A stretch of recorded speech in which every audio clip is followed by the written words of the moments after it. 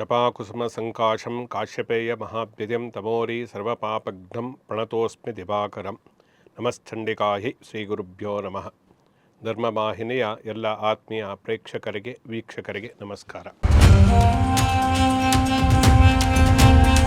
ಗಂಗಾ ಸ್ನಾನವನ್ನು ಮಾಡಬೇಕು. ಎಲ್ಲರೂ ತ್ರಿವೇಣಿ ಸಂಗಮಕ್ಕೆ ಹೋಗಲಿಕ್ಕೆ ಆಗದೇ ಇದ್ದರೆ ಗಂಗಾ ಸ್ನಾನವನ್ನು ಮಾಡತಕ್ಕಂಥದ್ದು ತುಂಬ ಶ್ರೇಷ್ಠ. ಗಂಗಾ ಸ್ನಾನಕ್ಕಿಂತ ಕುರುಕ್ಷೇತ್ರದಲ್ಲಿ ಸ್ನಾನವನ್ನು ಮಾಡತಕ್ಕಂಥದ್ದು 10 ಪಟ್ಟು ಹೆಚ್ಚಿನ ಫಲವನ್ನು ಕೊಡುತ್ತೆ. ಕುರುಕ್ಷೇತ್ರದಲ್ಲಿ ಮಾಡತಕ್ಕಂತಹ ಮಾಘ ಮಾಸದ ಸ್ನಾನಕ್ಕಿಂತ ನಾವು ವಿಂಧ್ಯ ಕ್ಷೇತ್ರದಲ್ಲಿ ಮಾಡತಕ್ಕಂತಹ ಸ್ನಾನಕ್ಕೆ ಇನ್ನೂ ಹೆಚ್ಚಿನ ಫಲ ಅನ್ನತಕ್ಕಂಥದ್ದು. ವಿಂಧ್ಯ ಕ್ಷೇತ್ರದಲ್ಲಿ ಮಾಡತಕ್ಕಂತಹ ತೀರ್ಥ ಸ್ನಾನಕ್ಕಿಂತ ಕಾಶಿ ಕ್ಷೇತ್ರದಲ್ಲಿ ವಾರಣಾಸಿಯಲ್ಲಿ ನಾವು ಮಾಡತಕ್ಕಂತಹ ಒಂದು ಸ್ನಾನಕ್ಕೆ ಮಾಘ ಮಾಸದಲ್ಲಿ ವಿಶೇಷವಾದಂತಹ ಫಲ. ಆ ಕಾಶಿಯಲ್ಲಿ ಮಾಡುವ ಸ್ನಾನಕ್ಕಿಂತ ತ್ರಿವೇಣಿ ಸಂಗಮದಲ್ಲಿ ಗಂಗಾ ಯಮುನಾ ಸರಸ್ವತಿಯ ಸಂಗಮ ಸ್ಥಾನದಲ್ಲಿ ಮಾಘ ಮಾಸದಲ್ಲಿ ನಾವು ಸ್ನಾನವನ್ನು ಮಾಡಿದರೆ ಅದಕ್ಕೆ ವಿಶೇಷವಾದಂತಹ ಫಲ. ಅದರಲ್ಲೂ ಪಶ್ಚಿಮ ವಾಹಿನಿ ಅಂದರೆ ಪಶ್ಚಿಮಕ್ಕೆ ಹರಿತಕ್ಕಂತಹ ನದಿಯಲ್ಲಿ ಸ್ನಾನವನ್ನು ಮಾಡುವುದರಿಂದ ಒಂದು ವಿಶೇಷವಾದಂತಹ ಫಲ ಪ್ರಾಪ್ತಿಯಾಗುತ್ತೆ ಅಂತೇಳಿ ಹೇಳಿದ್ದಾರೆ. ಆದ್ದರಿಂದ ಒಂದಕ್ಕಿಂತ ಒಂದು ಹೆಚ್ಚಿನ ವಿಶೇಷವಾದಂತಹ ಫಲವನ್ನು ಕೊಡುವುದರಿಂದ ಯಾರಿಗೆ ಯಾವುದು ಸಾಧ್ಯವೋ ಅದನ್ನು ಅವರು ಅನುಸರಿಸಿ ಆ ಮೂಲಕ ಮಾಘ ಮಾಸವನ್ನು ನಾವು ಸದುಪಯೋಗಪಡಿಸಿಕೊಳ್ಳತಕ್ಕಂಥದ್ದು, ಅದರ ಪಾವಿತ್ರತೆಯನ್ನು ನಮ್ಮಲ್ಲಿಯೂ ಕೂಡ ಸಿಂಪಡಿಸಿಕೊಳ್ಳತಕ್ಕಂತಹ ಯಥಾಶಕ್ತಿ ಪ್ರಯತ್ನವನ್ನು ನಾವು ಮಾಡಲೇಬೇಕಾಗುತ್ತೆ. ಆದ್ದರಿಂದ ಮಾಘ ಸ್ನಾನವನ್ನು ಮಾಡತಕ್ಕಂಥದ್ದು ಪ್ರತಿಯೊಬ್ಬರೂ ಕೂಡ ತಪ್ಪಿಸದೆ ಯಥಾಶಕ್ತಿಯಾಗಿ ಅವರು ಎಲ್ಲರಿಗೂ ಗಂಗಾ ನದಿಗೆ ಆಗದೇ ಇದ್ದರೆ ಸಮೀಪದಲ್ಲೇ ಕಾವೇರಿ ನದಿ ಇರ್ಬೋದು, ತುಂಗಭದ್ರಾ ನದಿ ಇರ್ಬೋದು, ಕೃಷ್ಣಾ ನದಿ ಇರ್ಬೋದು, ಹೇಮಾವತಿ ಇರ್ಬೋದು, ಯಾವುದೇ ಆಗಲಿ ನಮ್ಮಲ್ಲಿ ಹರಿತಕ್ಕಂತಹ ಒಂದು ಚಿಕ್ಕ ಹಳ್ಳ ತೊರೆಯಾದರೂ ಕೂಡ ಅದೇ ಗಂಗಾ ನದಿ ಅಂತ ಹೇಳಿ ಭಾವಿಸಿ ಆ ಮೂಲಕ ಸ್ನಾನವನ್ನು ಮಾಡುವುದರಿಂದ ಮಾಘ ಮಾಸದಲ್ಲಿ ವಿಶೇಷವಾದಂತಹ ಫಲ ಅನ್ನತಕ್ಕಂಥದ್ದು ಸಿಗುತ್ತೆ ಅಂತ ಹೇಳಿ ಮಾಘ ಪುರಾಣದಲ್ಲಿ ಭವಿಷ್ಯ ಪುರಾಣಗಳಲ್ಲಿ ಮಾಸದ ಮಹಾತ್ಮೆಯನ್ನು ಹೇಳಿರತಕ್ಕಂಥದ್ದು ನಾವು ನೋಡಬಹುದು. ಇನ್ನು ಮಾಘ ಮಾಸದಲ್ಲಿ ವಿಶೇಷವಾಗಿ ಒಂದು ತಿಲಪಾತ್ರ ದಾನವನ್ನು ಮಾಡಬೇಕು. ತ್ರಿವಿಧವಾದಂತಹ ಪಾಪವನ್ನು ನಾಶ ಮಾಡುತ್ತೆ. ಮಾಘ ಮಾಸದಲ್ಲಿ ಒಮ್ಮೆಯಾದರೂ ಈ 30 ದಿನಗಳಲ್ಲಿ ಯಾವುದಾದರೂ ಒಂದು ದಿವಸ ಯಥಾಶಕ್ತಿಯಾಗಿ ತಿಲಪಾತ್ರ ಅಂದರೆ ಎಳ್ಳಿನ ದಾನವನ್ನು ಮಾಡತಕ್ಕಂಥದ್ದು. ಅದು ಪ್ರಾರಂಭ ಆಗುತ್ತೆ ಅಂದರೆ ಎಳ್ಳನ್ನು ಬೀರತಕ್ಕಂಥದ್ದು ಮಕರ ಸಂಕ್ರಾಂತಿಯಿಂದಲೇ ಪ್ರಾರಂಭ ಆಗುತ್ತೆ. ಅದೇ ಉದ್ದೇಶದಿಂದ ಮಾಡತಕ್ಕಂಥದ್ದು. ಆದರೆ ನಾವು ಸರಿಯಾದ ರೀತಿಯಲ್ಲಿ ಸಂಕಲ್ಪವನ್ನು ಮಾಡಿ ತಿಲಪಾತ್ರದ ಒಂದು ಪಾತ್ರೆ, ತಾಮ್ರದ ಪಾತ್ರೆ, ಹಿತ್ತಾಳೆ ಪಾತ್ರೆ, ಚಿನ್ನ ಬೆಳ್ಳಿ ಯಾವುದೇ ಇರ್ಬೋದು, ಅವರವರ ಶಕ್ತಿ ಸಂಬಂಧಪಟ್ಟಂತೆ ಅದರಲ್ಲಿ ಎಳ್ಳನ್ನು ಹಾಕಿ ಆ ಮೂಲಕ ದಾನವನ್ನು ಯೋಗ್ಯರಾಗಿರತಕ್ಕಂತಹ ಬ್ರಹ್ಮಜ್ಞಾನಿಗಳಿಗೆ ದಾನವನ್ನು ಮಾಡಿದರೆ ಒಂದು ವಿಶೇಷವಾದಂತಹ ಫಲವನ್ನು ನೀಡುತ್ತೆ. ತ್ರಿವಿಧವಾದಂತಹ ಪಾಪಗಳನ್ನು ನಿವಾರಣೆ ಮಾಡುತ್ತೆ ಮಾಘ ಮಾಸದಲ್ಲಿ ತಿಲಪಾತ್ರ ದಾನವನ್ನು ಮಾಡಿದರೆ ಅಂತೇಳಿ ಹೇಳಿದ್ದಾರೆ. ಅಂದರೆ ಕಾಯ ವಾಚ ಮನಸ ತ್ರಿವಿಧ ಪಾಪಗಳು ಯಾವುದು ಅಂದರೆ ಕಾಯ ನಮ್ಮ ಶರೀರದಿಂದ, ನಮ್ಮ ಇಂದ್ರಿಯಗಳಿಂದ, ಕರ್ಮೇಂದ್ರಿಯಗಳಿಂದ ನಾವು ಮಾಡಿರ್ತಕ್ಕಂತಹ ಪಾಪಗಳನ್ನು ನಿವಾರಣೆಯನ್ನು ಮಾಡುತ್ತೆ. ವಾಕಿನಿಂದ ನಾವು ಯಾರನ್ನು ದೂಷಿಸಿರ್ತೀವೋ, ಯಾರಿಗೆ ಬೈದಿರ್ತೀವೋ, ಯಾರನ್ನು ಆಡಿಕೊಂಡಿರ್ತೀವೋ, ಯಾರನ್ನು ಅವಹೇಳನ ಮಾಡಿರ್ತೀವೋ ಅಂತಹ ಪಾಪಗಳನ್ನೆಲ್ಲವೂ ಕೂಡ ಮಾಘ ಮಾಸದಲ್ಲಿ ಮಾಡುವ ತಿಲಪಾತ್ರ ದಾನವು ಕಳೆಯುತ್ತೆ.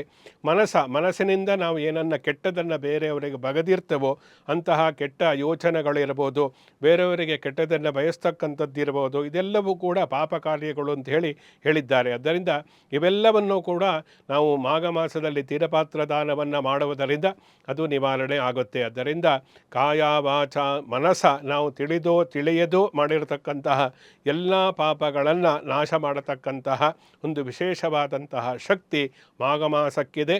ಆ ಮಾಘ ಮಾಸದಲ್ಲಿ ನಾವು ಮಾಡತಕ್ಕಂತಹ ದಾನಕ್ಕೆ ಇರುವುದನ್ನು ನಾವು ನೋಡ್ಬೋದು. ಇನ್ನು ವಿಶೇಷವಾಗಿ ಮಾಘ ಮಾಸದಲ್ಲಿ ಸೂರ್ಯ ಮಾಸ ಅಂಥೇಳಿ ನಾನು ಆಗಲೇ ಹೇಳಿದೆ. ಸೂರ್ಯನಿಗೆ ಒಂದು ವಿಶೇಷವಾದಂತಹ ಶಕ್ತಿ ಎನ್ನತಕ್ಕಂಥದ್ದಿದೆ. ಅಂದರೆ ನಮ್ಮ ಎಲ್ಲ ವಿಧವಾದಂತಹ ಮಾನಸಿಕ ಅಂದರೆ ಆಧ್ಯಾತ್ಮಿಕ, ಆದಿಭೌತಿಕ, ಆದಿದೈವಿಕ ತಾಪತ್ರಯಗಳನ್ನು ಅಂದರೆ ಕಷ್ಟಗಳನ್ನು ಕಡಿತಕ್ಕಂತಹ ಒಂದು ವಿಶೇಷವಾದಂತಹ ಶಕ್ತಿ ಸೂರ್ಯನಾರಾಯಣಿಗೆ ಇರತಕ್ಕಂಥದ್ದು. ಜೊತೆಯಲ್ಲಿ ಪ್ರತ್ಯಕ್ಷ ಕಣ್ಣಿಗೆ ಕಾಣತಕ್ಕಂತಹ ಪ್ರತ್ಯಕ್ಷ ದೇವರು ಅಂದರೆ ಅದು ಸೂರ್ಯನಾರಾಯಣ. ಆದ್ದರಿಂದ ಸೂರ್ಯನ ಒಂದು ಉಪಾಸನೆಯನ್ನು ನಾವು ಪ್ರತ್ಯಕ್ಷ ದೇವರಾಗಿ, ಅದಕ್ಕೆ ಯಾವುದೋ ವಿಗ್ರಹ ಅಥವಾ ಸಾಲಿಗ್ರಾಮ, ಯಾವುದೋ ಲಿಂಗ ಯಾವುದೂ ಬೇಡ, ಸೂರ್ಯನೇ ಪ್ರತ್ಯಕ್ಷವಾಗಿ ಕಣ್ಣಿಗೆ ಕಾಣ್ತಾನೆ. ಆದ್ದರಿಂದ ಅವನನ್ನು ನಾವು ಅರ್ಚಿಸುವುದರಿಂದ, ಅದರಲ್ಲೂ ಇನ್ನಿತರ ಗ್ರಹ ದೋಷಗಳು ಇರತಕ್ಕಂಥವ್ರು ಜಾತಕದಲ್ಲಿ ಯಾವುದೇ ಸೂರ್ಯ ದೋಷ ಇದ್ದಾಗ, ಸೂರ್ಯ ಬಲಹೀನನಾಗಿ ಯಾರ ಜಾತಕದಲ್ಲಿ ಇರ್ತಾನೋ ಅಂತಹವರಿಗೆ ಕೆಲವೊಂದು ಸಮಸ್ಯೆಗಳು ಜಾಸ್ತಿ, ಅನಾರೋಗ್ಯ ಸಮಸ್ಯೆ ಬಾಧಿಸ್ತಾ ಇರುತ್ತೆ, ಆರ್ಥಿಕ ಸಮಸ್ಯೆ ಅಂತ ಕಾಡ್ತಾ ಇರ್ಬೋದು. ಸೂರ್ಯ ಜಾತಕದಲ್ಲಿ ಚೆನ್ನಾಗಿ ಇಲ್ಲದೇ ಇದ್ದರೆ ಕುಟುಂಬ ದೋಷಗಳು ಕಾಡ್ತಾ ಇರುತ್ತೆ. ಪಿತೃಕಾರಕನಾಗಿರ್ತಕ್ಕಂತಹ ಸೂರ್ಯನಿಂದ ಹಲವು ರೀತಿಯಾದಂತಹ ಪಿತೃದೋಷ ಅಂತೇನು ಹೇಳ್ತೀವಿ. ಪಿತೃದೋಷ ಇರ್ಬೋದು, ಸ್ತ್ರೀ ಶಾಪ ಇರ್ಬೋದು, ಪ್ರೇತ ಶಾಪ ಇರ್ಬೋದು. ಇಂತಹ ಕುಟುಂಬ ಮೂಲವಾದಂತಹ ಒಂದು ಜನ್ರೇಷನ್ ಟು ಜನ್ರೇಷನ್ ಅಂದರೆ ತಲೆಮಾರಿನಿಂದ ತಲೆಮಾರಿಗೆ ಕೆಲವೊಂದು ಹಲವು ವಿಧವಾದಂತಹ ಕುಟುಂಬ ದೋಷಗಳು, ಆ ದೋಷದಿಂದ ಉಂಟಾಗತಕ್ಕಂತಹ ಕಷ್ಟಗಳು, ಸಮಸ್ಯೆಗಳು, ಇಂತಹದನ್ನು ಎಷ್ಟೋ ಕುಟುಂಬಗಳು ಅನುಭವಿಸ್ತಾ ಇರುತ್ತೆ. ಇದಕ್ಕೆಲ್ಲ ಕಾರಣ ಬಲಹೀನನಾದಂತಹ ಸೂರ್ಯ, ಅವರ ಜಾತಕದಲ್ಲಿರ್ತಕ್ಕಂತಹ ಬಲಹೀನ ಸೂರ್ಯ.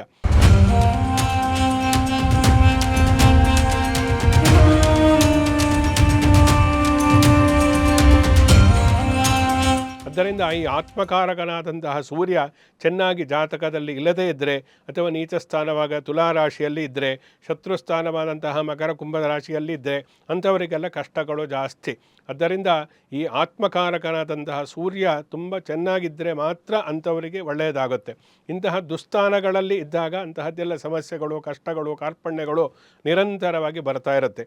ಅಂಥವರಿಗೂ ಕೂಡ ಜಾತಕದಲ್ಲಿ ಸೂರ್ಯಕೃತವಾದಂತಹ ಯಾವುದೇ ದೋಷಗಳು ಇದ್ದರೆ ಆ ದೋಷವನ್ನೆಲ್ಲವೂ ಕೂಡ ನಾವು ಮಾಘ ಮಾಸದಲ್ಲಿ ಸೂರ್ಯನ ಒಂದು ಉಪಾಸನೆಯನ್ನು, ಸೂರ್ಯನ ನಮಸ್ಕಾರವನ್ನು, ಸೂರ್ಯ ಮಂತ್ರ ಜಪವನ್ನು ಇವುಗಳನ್ನು ನಾವು ಪಾರಾಯಣ ಅಥವಾ ಪಠನೆಯನ್ನು ಮಾಡುವುದರಿಂದ ಆ ಸೂರ್ಯಕೃತವಾದಂತಹ ದೋಷಗಳು ನಿವಾರಣೆ ಆಗುತ್ತೆ.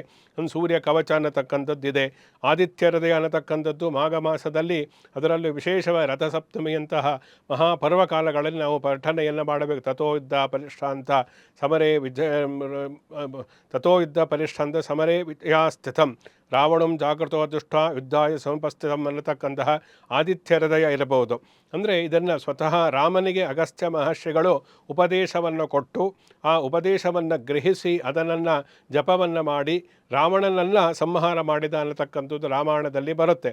ಆದ್ದರಿಂದ ಅಂತಹ ಶ್ರೀರಾಮನಂತಹ ಪರಮಾತ್ಮನಿಗೆ ಆದಿತ್ಯ ಸೂರ್ಯನಾರಾಯಣನ ಒಂದು ವಿಶೇಷವಾದಂತಹ ಅನುಗ್ರಹ ಶಕ್ತಿಯಿಂದಾಗಿ ರಾವಣನಂತಹ ಒಬ್ಬ ಮಹಾ ಬ್ರಹ್ಮಜ್ಞಾನಿಯನ್ನು ಕೂಡ ಎದುರಿಸುವುದಕ್ಕೆ, ಸಂಹಾರ ಮಾಡುವುದಕ್ಕೆ ಸಾಧ್ಯವಾಯಿತು ಅನ್ನತಕ್ಕಂಥದ್ದು ಇದರಿಂದ ಆ ಆದಿತ್ಯ ಹೃದಯ ಅಥವಾ ಆ ಸೂರ್ಯನ ಮಂತ್ರಕ್ಕೆ ಎಷ್ಟೊಂದು ಶಕ್ತಿ ಇದೆ ಅನ್ನತಕ್ಕಂಥದ್ದು ನಮಗೆ ಗೊತ್ತಾಗುತ್ತೆ.